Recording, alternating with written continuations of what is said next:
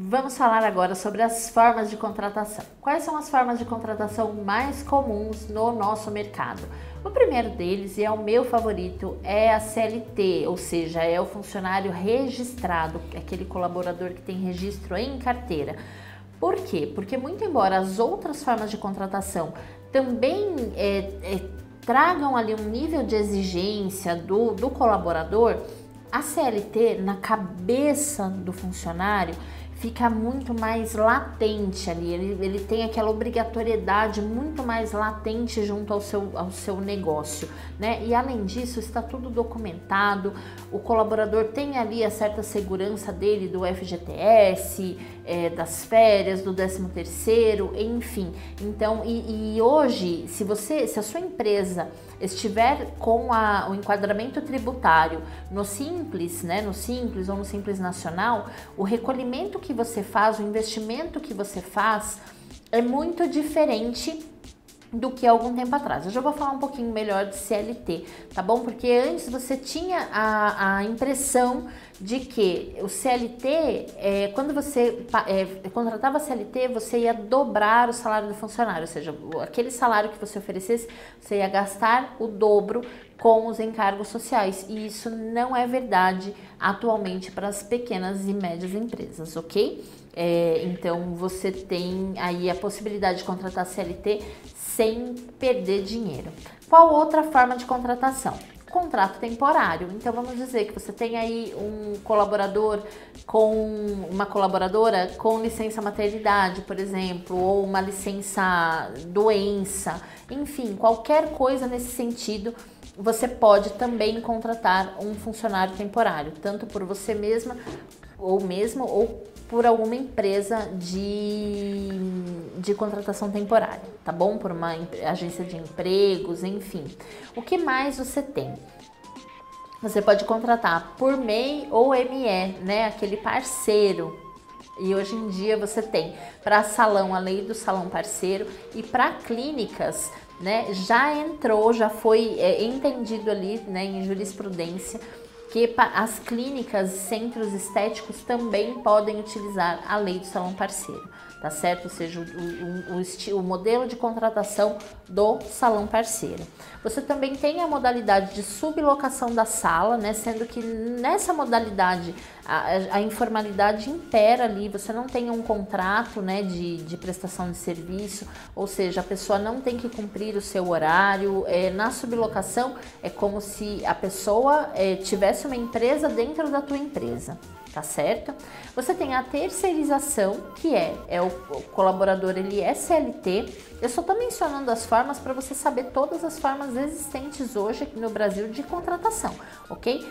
Levando em consideração que as mais comuns são o CLT, o parceiro por MEI ou por ME, a sublocação de sala e o estágio, ok? Que é aqui o meu último ponto nessa descrição. Então, além do terceirizado, que é aquela pessoa que ela é CLT, mas ela é registrada por uma outra empresa.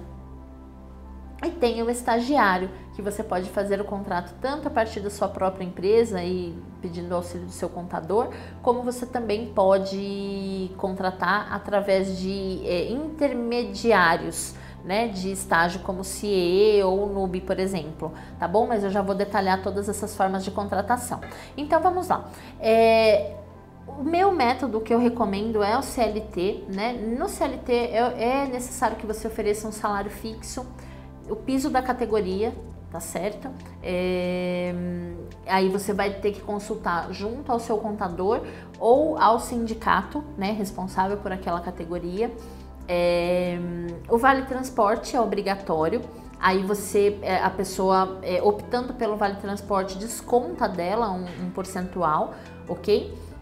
O vale refeição, cesta básica ou vale alimentação, se houver um local adequado para alimentação dentro do seu espaço, ok? Isso é imprescindível, porque se você não tiver lugar para a pessoa comer, não tem como você não oferecer uma forma alternativa de alimentação, né? Precisa ter no seu espaço pelo menos um local onde a pessoa possa sentar esquentar a comida dela, guardar a comida dela numa geladeira, enfim.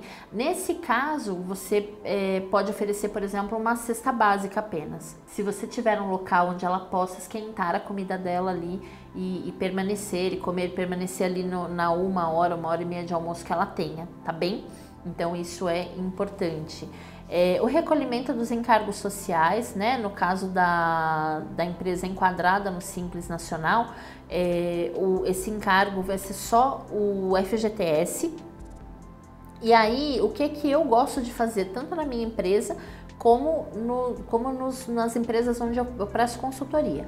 Eu digo, olha, você precisa considerar que você vai pagar 1/3 sobre as férias todo ano e você vai pagar o 13º mais o INSS desse 13º. Então, o que eu gosto de fazer? Todos os meses eu coloco numa conta poupança mesmo, uma conta lá que eu não uso no dia a dia. Então, como você vai dividir isso? Como você vai guardar esse dinheiro nessa conta poupança? O ano, ele é dividido por 12 meses, certo? Então, você vai pegar esse salário dessa pessoa, vai dividir por 12, né? O valor desse 13º, mais o valor desse 1/3 de férias, mais o possível imposto que você tenha que pagar, que você vai validar isso com o seu contador. E aí, você vai somar esse valor todo no ano, vai dividir por 12, multiplicar pelo número de colaboradores que você tenha no mesmo salário, né? Ou se forem vários funcionários, cada um com um salário, você vai pegar ali o de todos, somar, e aí você vai guardar todos os meses aquele 1/12º que você vai ter que pagar lá no final do ano. Por que que isso é interessante? Porque não vai chegar novembro, dezembro, você fala assim, deixa de investir em marketing porque tá pagando o 13º. Deixa de investir num maquinário, num equipamento porque tá pagando um 13º. Deixa de contratar um profissional que de repente você esteja precisando porque está pagando um 13º, né? Ou férias que seja. Mas é interessante você ter esse dinheiro guardado no dia a dia, tá certo? Isso é imprescindível para o seu negócio. O que mais você vai precisar, né? O INSS empregado é descontado do colaborador, tá certo? Então você realmente vai recolher, só que esse recolhimento é parte do salário do colaborador que é descontado. Se eu não me engano, assim, você valida também com o seu contador, mas se eu não me engano, hoje é 11%. Aqui eu não vou revelar os percentuais, por quê? Porque você pode assistir esse curso esse ano de 2019, como você também pode assistir esse curso em 2020 e no ano que vem haver alguma mudança. O importante é que você saiba a forma de contratação e não o percentual. O percentual você valida, no momento que você estiver assistindo esse curso, você valida o percentual com o seu contador, tá certo? E hoje em dia também é facílimo ter contador, né? Não é mais como era antigamente que você pagava uma fortuna, hoje em dia é mais acessível ter um contador. Além de tudo isso, você também precisa verificar se você tem condições de pagar uma comissão, ou seja, dividir ali com o seu colaborador parte da lucratividade que você tem naquela venda, né? naquele crescimento. Então você pode definir uma comissão de acordo com o crescimento, não pelo que você já tem, já fatura, mas você pode colocar assim, olha, hoje só eu trabalhando, vamos dizer, ou com a equipe que eu tenho aqui, nós faturamos, sei lá, 40 mil reais, ou se você for menor, só trabalhar você, lá, hoje só eu, sozinho, eu faturo 10 mil reais. Eu espero que com você a gente passe a faturar 20. Só que para te motivar, eu preparei um negócio aqui para você. Então assim, ó, quando a gente chegar em 15 mil, eu passo a te comissionar. Né? Então você vai ser comissionado em 1% sobre o faturamento total, ou você vai ser comissionado em 2% sobre tudo que você vender, ou você vai ser comissionado enfim, né? Você vai fazer as suas contas e determinar, falar, pera, se eu dispuser desse percentual, desse pequeno percentual, geralmente de 1 a 10%, vai depender da sua formação de preços, vai depender do seu fluxo de caixa, ou seja, de quanto de conta você paga, né? De quanto sobra, de qual é a sua lucratividade, para dispor desse percentual para comissionar o seu colaborador. Ok? Isso é imprescindível se você quer que seu colaborador esteja sempre engajado, que ele sempre vai pensar, posso ganhar mais, então é o que eu quero e estou motivado, estou engajado para fazer isso, tá bem? Eu vou te passar um exemplo aqui, tá? De um colaborador que ganhe mensal R$ 1.800 por mês, tá bom? Então eu vou te dizer o que você vai precisar dispor de dinheiro para de encargos sociais no seu dia a dia para ter essa pessoa. Isso já contando com férias, com 13º, com tudo. Então, no 13º, você vai dispor por mês de 8,33% do salário dessa pessoa, tá? Sendo que você não vai pagar todos os meses, você vai provisionar esse dinheiro, ou seja, você vai guardar esse dinheiro numa conta separada, ok? Em férias, você precisa dispor de 11,11%, tá bem? Depois, em encargos sociais, você vai precisar dispor por mês de 8%, que o encargo social FGTS você paga, você recolhe realmente todos os meses. E o FGTS provisão de multa de rescisão, 4%, tá bem? Então, 4% do salário você precisa guardar como uma provisão para uma multa do FGTS. Se você não guardar, aí daqui a 3 anos você quer mandar essa pessoa embora, você vai ter que dispor desse dinheiro, tá bom? Agora, se você guardar, ótimo para você que você vai ter esse dinheiro provisionado ali. Se você tiver aquele colaborador péssimo que você quer demitir e não pode hoje porque não tem dinheiro, então passa a trabalhar dessa forma com provisionamento que você vai se dar muito melhor, tá bom? Então, o total previdenciário dá 12%, mais o previdenciário sobre 13º, ok? E férias, dá 2,33 ao mês. Então, o total, somando todos esses percentuais sobre esse salário de 1.800, dá 33,77%. E aí, concluindo, nesse salário de 1.800, se você for optante pelo Simples Nacional, você terá um custo mínimo de encargos de R$ 607,86. Sendo que uma parte você vai recolher de fato mensalmente, porque é o FGTS, os 8%, só que o restante você vai guardar, você vai provisionar para um momento de férias, para um momento de 13º ou para um momento de rescisão, ok? E aí você vai totalizar um custo mensal dessa mão de obra de R$ 2.407,86, ou seja, os 1.800 mais os 33,77%. Tá bem? A outra forma de contratação é a forma de contratação pela Lei do Salão Parceiro, a Lei 13.352 de 27 de outubro de 2016. Então, através dessa nova lei, né, que é nova ainda, os salões e hoje em dia os centros estéticos também podem utilizar, né? Você pode firmar contratos de parceria com os profissionais. Então pode ser cabeleireiro, barbeiro, esteticista, manicure, depilador, maquiador, enfim, né? E como é que ele funciona? Como é que essa lei funciona? Esses profissionais, eles vão atuar como autônomos sem vínculo empregatício. Os demais empregados, como por exemplo, as áreas de apoio, como recepção, gestão, serviços gerais, eles precisam continuar atuando como CLT, tá bom? Não tem a opção do salão parceiro para esse operacional, como um manobrista, por exemplo, uma recepcionista, uma secretária, uma vendedora, não tem essa opção do salão parceiro. O salão parceiro é só para aqueles profissionais que executam os serviços.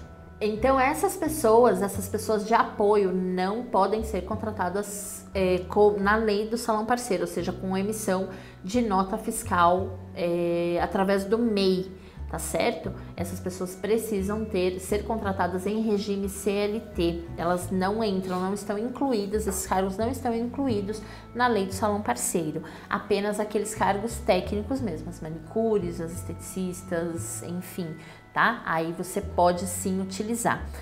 O contrato do salão parceiro, é importante que você consulte o seu contador. O seu contador vai te passar o melhor modelo de contrato para que essa contratação aconteça, tá certo? Esse texto de lei aprovado pelo Congresso cria as figuras do salão parceiro e o profissional parceiro, onde eles poderão atuar mediante a emissão de nota fiscal de MEI ou de microempresa, tá certo? Então essa é a segunda forma de contratação e ela hoje em dia está super popular, ok? A próxima forma de contratação é o estagiário. Como eu falei que ia detalhar para você, então o que acontece? O estagiário ele não tem um vínculo trabalhista, ou seja, você não tem que recolher nenhum tipo de encargo social na contratação do estagiário. Quem pode ser estagiário? É aquela pessoa estudante ou de ensino médio, vigente no Brasil, ou de ensino técnico, ou de ensino superior. Ok? Essas pessoas podem ser estagiários desde que elas ainda estejam cursando, né? Depois que elas estão formadas, elas já não podem mais ser estagiárias. Existe um termo de compromisso de estágio, então você não tem um contrato efetivamente, sim um termo de compromisso de estágio. Eu utilizo aqui em São Paulo, eu utilizo o NUB.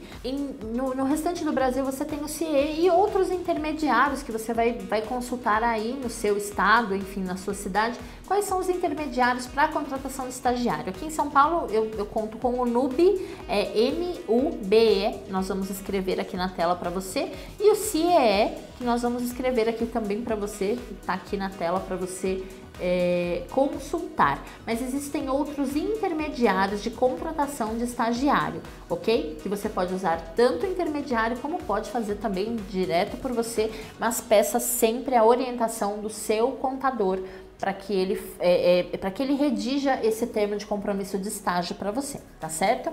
Então, as funções desse estagiário precisam estar de acordo com aquilo que ele está estudando. Claro para você? Ótimo. O que mais? O período de estágio, né? Ele pode ficar 2 anos como estagiário na sua empresa ou até que ele se forme. Então, se você contratar uma pessoa que esteja 6 meses de se formar ou há 1 ano de se formar, quando isso ocorrer, você precisa escolher. Ou você dispensa essa pessoa e contrata outro, ou você formaliza, efetiva essa pessoa, tá certo? Então, são aí algumas formas que você tem de contratar essa pessoa. A jornada de trabalho de estagiário é de 6 horas diárias, não pode ultrapassar a 30 horas semanais. Então, esse é um outro fato que você precisa notar. Você precisa dispor, você precisa pagar uma bolsa auxílio. Foi o que eu falei em algumas aulas anteriores aqui. Se você pegar um estagiário e propuser, não existe um mínimo.